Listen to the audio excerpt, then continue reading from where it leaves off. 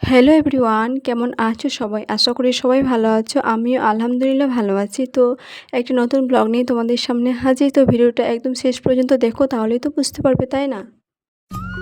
আর তোমরা এই গভর্নমেন্ট রায়গঞ্জ হসপিটালে তোমরা কী করে যাবে সেটাই তোমাদের সাথে শেয়ার করব। তো প্রথমেই তোমরা নামবে কোথায় বলো তো? একদম রায়গঞ্জে বাস স্ট্যান্ডে নামবে। তারপরে একদম একটা টোটোওয়ালা বা যে কোনো লোককে বলবে যে আমরা 10তলা বা গভর্নমেন্ট রায়গঞ্জ হসপিটালে যাব। তো তোমাদেরকে একদম পৌঁছাই দিবি সেখানে।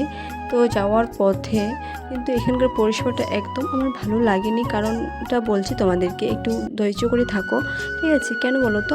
এখানকার মাসিগুলো যে এত চার্জ নিচ্ছে, বলে দিন গেলে 300, রাত গেলে 400। কেন ভাই? এটা কি মমতা বলে দিয়েছে?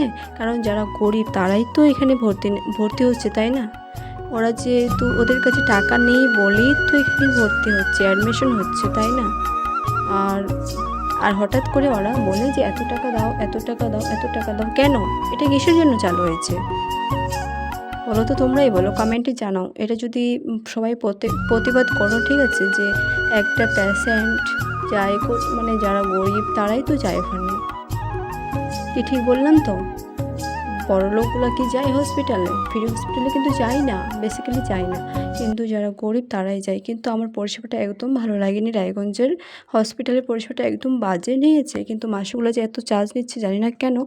ওদের যে কি এখানে কি কোথাও লেখা ছিল নাকি? না, মমতা ওটা বলেছে যে এত চার্জ নিবা তোমরা, ভর্তি নেওয়ার সময় এত টাকা নিবা, তারপরে যখন ওদের করবা তখন এত টাকা নিবা। জানি না কেন, কিন্তু একটা জিনিস, এই জিনিসটা আমার খুব খারাপ লাগছে, ঠিক আছে? এমনি জাস্ট ভালোই ছিল, কিন্তু আর কিছু বলার নেই, ঠিক আছে? তো ভিডিওটা তোমরা সবাইকে শেয়ার করে দাও। আর এটুকুই বলবো আমি। আর যদি ভিডিওটা ভালো লাগে তাহলে একটা লাইক অ্যান্ড সাবস্ক্রাইব করতে ভুলো না। টাটা।